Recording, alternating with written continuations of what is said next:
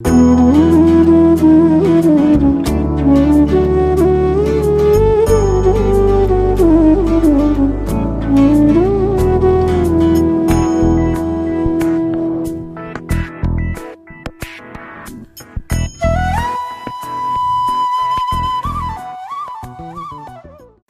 everyone, I'm Gitanjali Atri, a research scholar at the School of Social Sciences, Jawaharlal Nehru University, and I welcome you all to a discussion on the course MGP 002 Philosophy of Gandhi.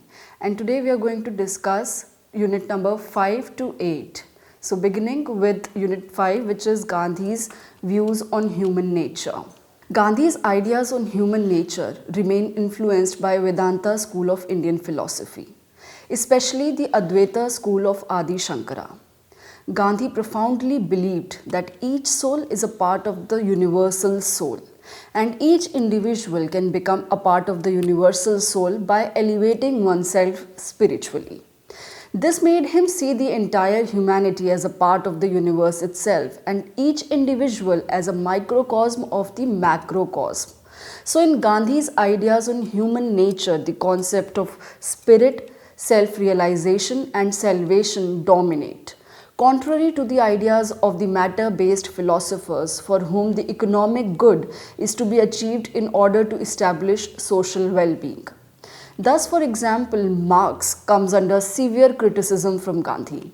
And while critiquing Marx, Gandhi emphasizes that man does not live by bread alone.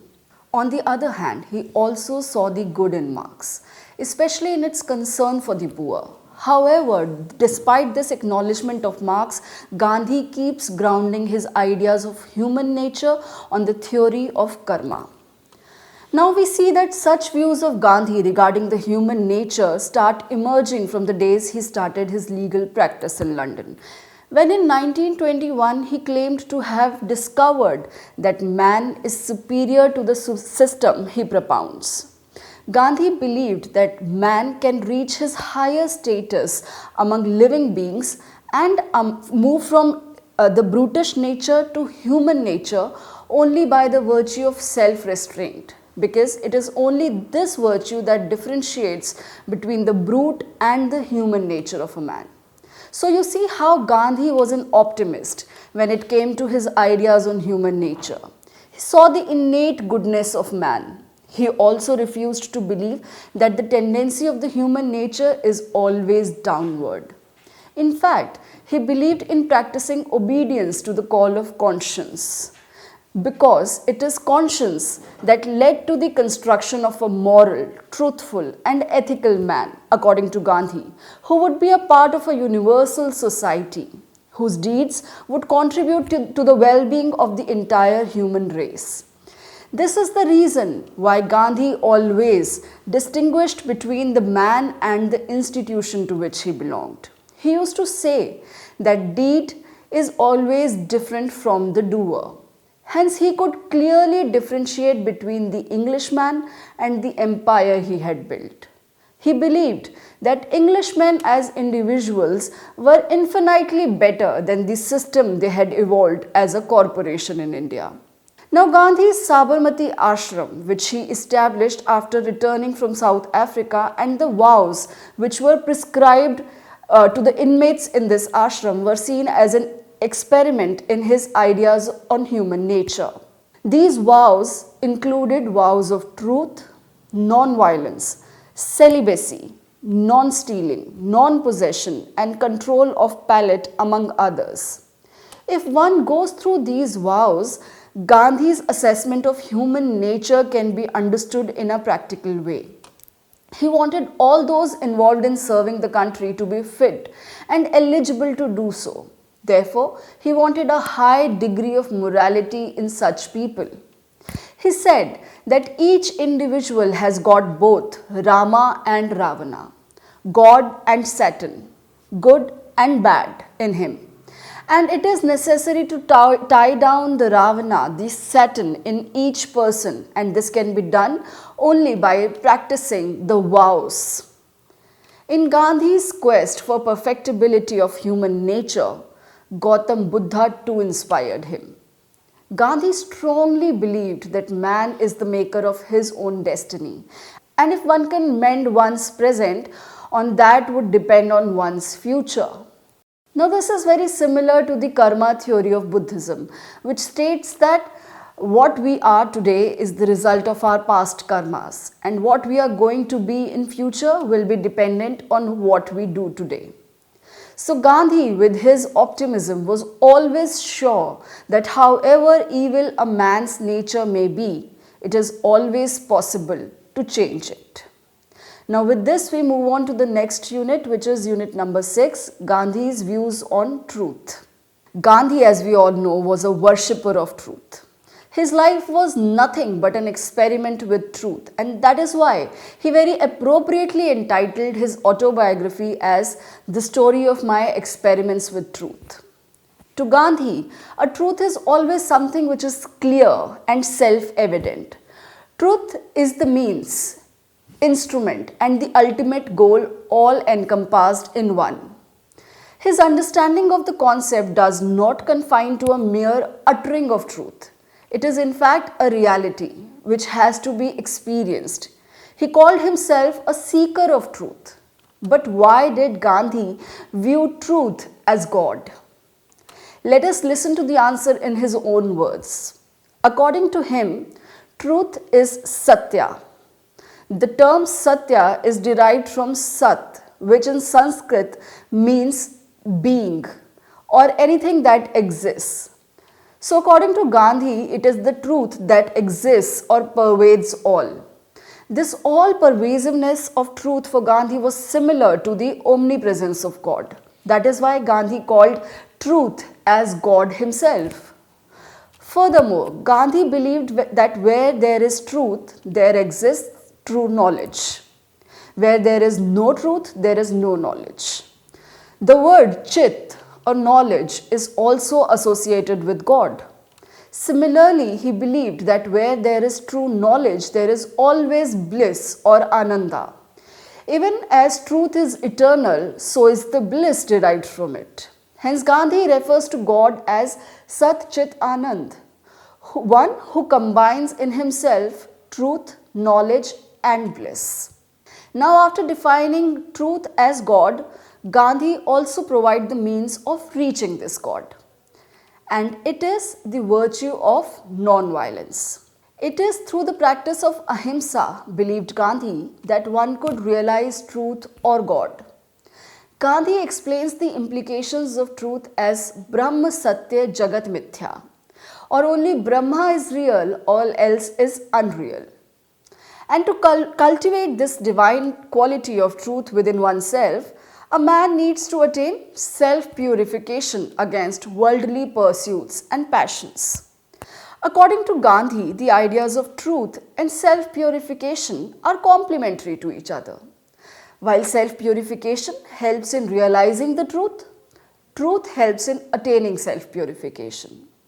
Now, Gandhi further distinguishes between two types of truth. What are these? Absolute truth and relative truth. While the absolute truth is God and the relative truth is something that we perceive to be true.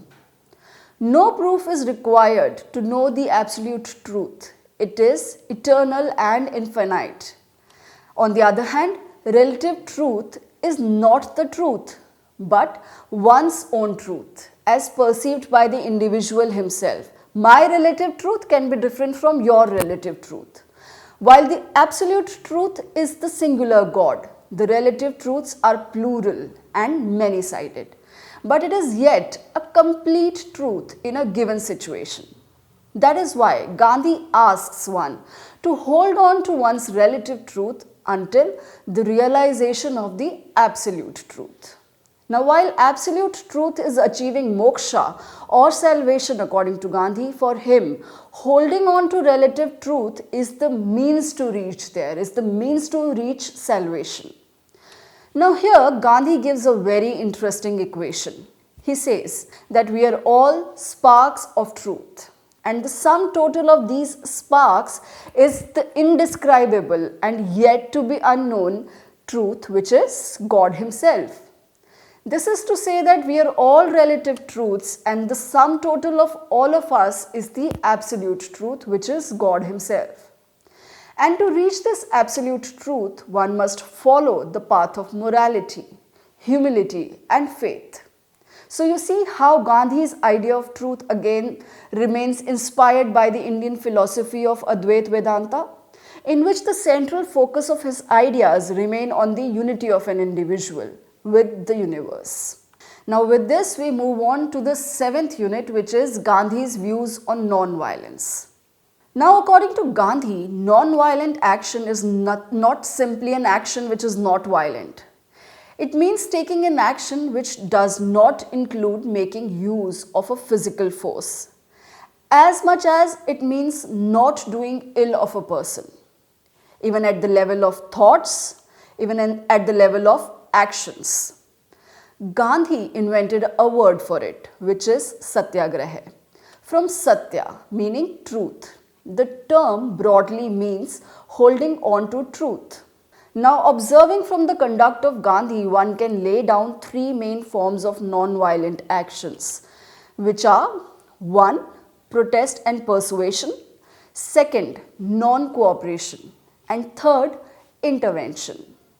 Now, the first category of protest and persuasion includes such activities as speech making, picketing, petitions, vigils, street theatre, marches, rallies and sit-ins. The second category involves active non-cooperation in the face of institutional injustice and discrimination. People may refuse to act in ways which are considered normal. This largest category of non-violent action includes refusal to pay taxes, withholding rent or utility payments, civil disobedience, draft resistance, fasting, and more than 50 different kinds of boycotts and strikes.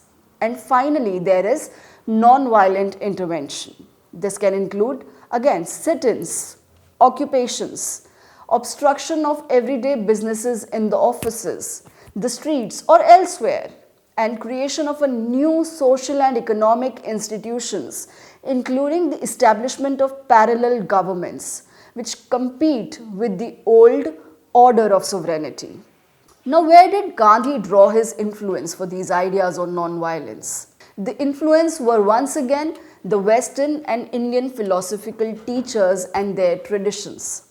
Say for instance, the trial of Socrates, as described in Plato's Apology, had a deep impact on Gandhi.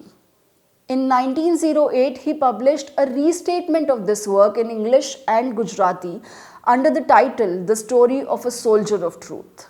Socrates became a model for Gandhi and for all those who would resist non-violently the violence of state. Similarly, the moral principles of the Sermon on the Mount, as interpreted in Leo Tolstoy's The Kingdom of God is Within You, had a lifelong sway on Gandhi. These works made Gandhi rethink the role of violence in Indian society. For example, Tolstoy argued that the British were able to hold India by violence because Indians themselves believed in violence as the basis of their society. That is why they submitted themselves to their Rajas and Maharajas. This made Gandhi to look back at the social evils that plagued the society of his time. But it was the Indian philosophical thought that helped Gandhi to assimilate these ideas that he had absorbed from the West. For example, elements of Gandhi's philosophy were rooted in Indian religions of Jainism and Buddhism. Both of these advocate ahimsa, non-violence, which is the absence of the desire to kill or harm. For Gandhi, ahimsa was the expression of deepest love for all humans, including one's opponents. This non-violence therefore included not only a lack of physical harm to them, but also a lack of hatred or ill will towards them. Gandhi rejected the traditional dichotomy between one's own side and the enemy. He believed in the need to persuade opponents of their injustice and prejudice. not to punish them, and in this way to win their friendship. But such views of Gandhi on non-violence were severely criticized by his opponents. Many revolutionaries argued that force and armed struggle were necessary to end any regime of oppression. Some believed that just like there was a fight back for survival in nature among various species, so there is also a similar kind of struggle among races and nations. Thus, according to them, Gandhi's failure to recognize this made his model of conflict resolution utopian, because the real life model was based on the principle of survival of the fittest. And in the Indian context, the left leaders thought that Gandhi's principle of non-violence did not impress much. According to them, after the British were gone, the bureaucracy and the police they built up still functioned with little change and continued to repress workers and peasants' uprising. Gandhi's will had been strong, but class forces proved stronger for them. They further argued that Gandhi never promoted the class force workers that could have helped him in his final struggle. According to them, only class struggle could have achieved what Gandhi's purely moral mission attempted. And with this, we now move on to the last unit for this discussion, which is Unit 8, Gandhi's views on religion. So to begin with, Gandhi defined religion as that which brings us face to face with our Maker. So he perceived religion as something that pervades all of us alike. For Gandhi, with religion comes a belief in ordered moral government of the universe. This religion transcends the boundaries of sectarian religions like Hinduism, Islam, Christianity, etc. So religion as Gandhi understands it is a permanent element in human nature.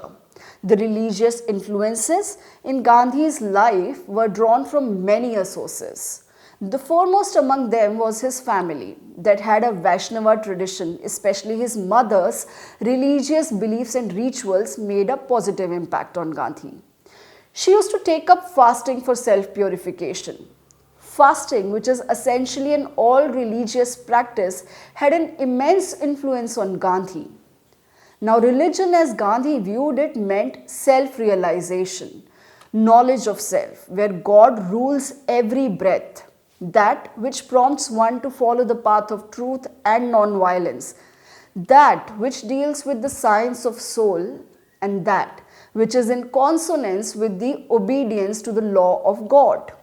This religion, according to Gandhi, is inherent in every individual and binds him closer to God. He saw truth and non-violence as eternal and equal to religion and equal to God himself. Religion, as Gandhi felt, expresses itself with the help of these two concepts of truth and non-violence. Now moving on to Gandhi's interactions with different religions.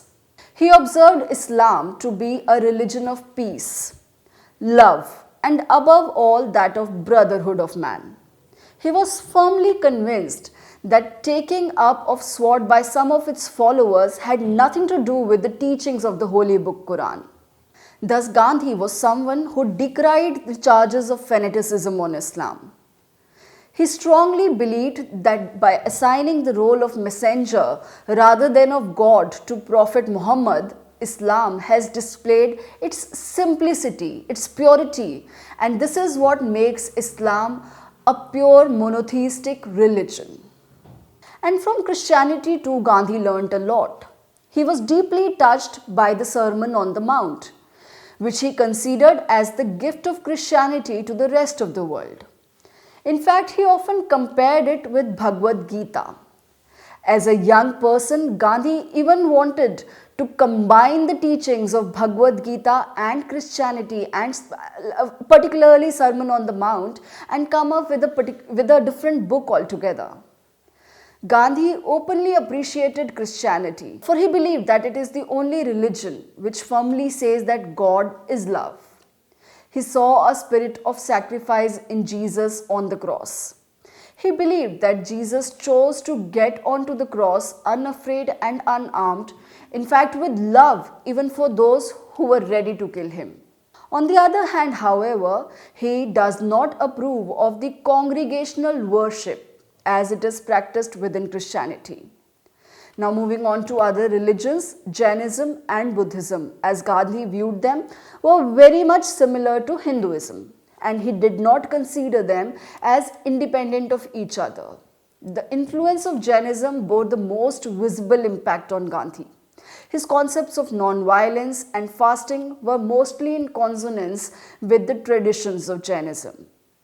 The other ethical virtues related to Jainism, such as purity, chastity, celibacy, non-possession, compassion, truth, non-stealing, non-attachment, these all had a direct impact on Gandhi. As regarding Buddhism, Gandhi was attracted by its non-recognition of the caste distinctions. Gandhi was impressed with one thing that Buddha showed India, and that was that the God was not a God who can be appeased by sacrifice of an innocent animals. So, Buddha's hatred for sacrificing of innocent animals was what clicked Gandhi the most. Also, the universalistic and humanistic message of Buddhism was deeply imbibed by Gandhi. And as we all know, Gandhi was a strong believer in Hinduism, which he called the Sanatan Dharma, the eternal religion. Hinduism, in his conception, is no narrow creed. In fact, it is a grand evolutionary process, almost as ancient as time itself. And Hinduism embraces the teachings of Zoroaster, Moses, Christ, Muhammad, Nanak, and all other prophets. Gandhi, in fact, even defined Hindu, in which he says a Hindu is one who believes in God, immortality of soul, transmigration, law of karma, moksha, and one who practices truth and ahimsa in daily life, cow protection in its widest sense, and the one who tries to act according to the laws of Varna Ashrama. Gandhi also called Bhagavad Gita his spiritual dictionary, for it never failed him in distress, and he found it was free from sectarianism and dogmas which plagued the times in which Gandhi lived. And Bhagavad Gita also, according to Gandhi, had a universal appeal, which is what he liked a lot about Bhagavad Gita. But at the same time, Gandhi's views about Hinduism were also iconoclastic and rebellious. He understood the Shastras from the point of view of Dharma. According to him, it is possible to attain salvation or moksha without reading the Vedas. He also said that Shastras are not above reason, and any Shastra which reason cannot follow should be rejected. Gandhi also has his own views on Varna Ashrama. He believed that there are no more than 4 Varnas. According to him, one acquired the caste by birth, and even though one acquires the qualities and characters of another caste, the body of an individual does not cease to belong to the Varna in which it is born. He expressed his desire to cleanse Hinduism of caste distinctions that crept in it. In fact, he held that Hinduism has sinned itself by giving sanction to the evil practice of untouchability.